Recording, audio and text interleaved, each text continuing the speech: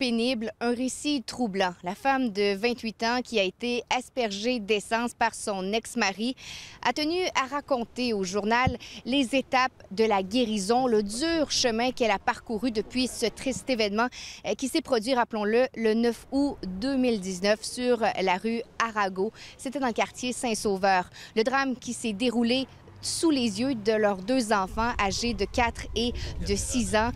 La mère de famille qui a été brûlée sur près de 20 de son corps, des blessures au 2e et au 3e degré. Écoutez, elle a même dû être plongée dans un coma artificiel le temps que les médecins tentent de lui venir en aide tellement les blessures étaient importantes. Et encore aujourd'hui, elle raconte les séquelles physiques et psychologiques qui persistent. Elle a toujours de la difficulté à parler, à bouger. Elle dit avoir également de la difficulté à accepter sa nouvelle apparence physique. Elle doit travailler notamment sur son estime de soi. Elle tenait à prendre la parole et à s'adresser particulièrement aux femmes qui vivent de la violence conjugale.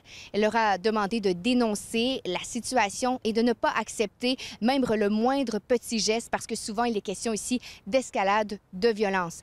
Rappelons-le, dans cette histoire de violence conjugale, l'ex-mari de la femme a été arrêté. Il est toujours détenu au moment où on se parle. Il fait face à de graves accusations, notamment de tentatives de meurtre, de voies de fait causant des lésions.